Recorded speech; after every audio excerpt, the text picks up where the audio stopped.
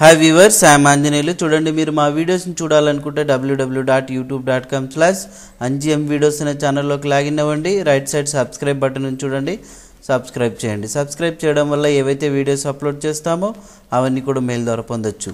ఇప్పుడు Microsoft Excel 2013 tips and tricks గురించి మనం డిస్కస్ చేసుకుంటాం. ముందుగా ఒక ఫైల్ని ఓపెన్ చేస్తున్నాం. చూడండి ఇక్కడ.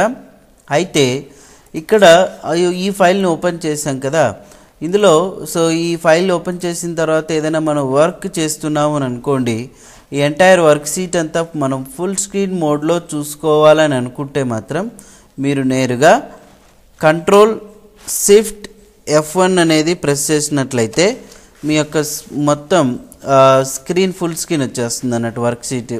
ఓకేనా?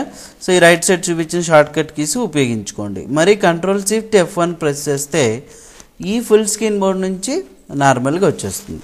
తర్వాత ఈ యొక్క హోమ్ ట్యాబ్, ఇన్సర్ట్ ట్యాబ్, ఇలా ట్యాబ్స్ ఉన్నాయి కదా, మొత్తం ఈ ఎంటైర్ రిబ్బనే హైడ్ అవ్వాలనుకుంటే Ctrl+1, మరి Ctrl+1 ప్రెస్ చేస్తే రిబ్బన్ అన్హైడ్ అయిపోతుంది. ఓకే.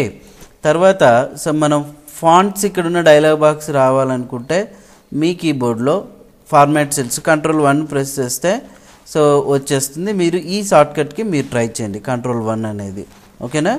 సో ఇక నెక్స్ట్ టాపిక్ ఏంటి అంటే, ఇప్పుడు ఈ యొక్క టెక్స్ట్ ఉంది చూసారు.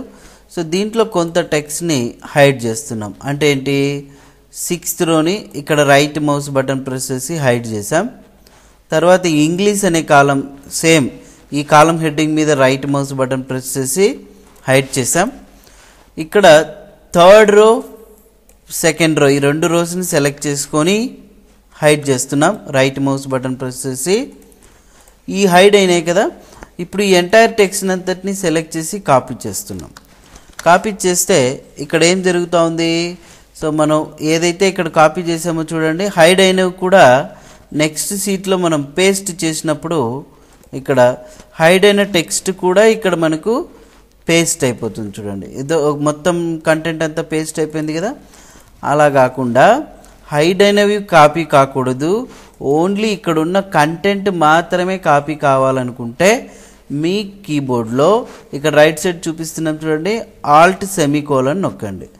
Alt+సెమీకోలన్ నొక్కితే మనం ఎక్కడెక్కడైతే హైడ్ చేసామో ఆ రేంజ్ అంతా ఏమవుతుందంటే ఫస్ట్ సెలెక్ట్ అవుతుంది. కాపీ చేయండి. కాపీ చేసిన తర్వాత మీరు ఈ నెక్స్ట్ వర్క్ షీట్లో ఇక్కడ పేస్ట్ చేయండి.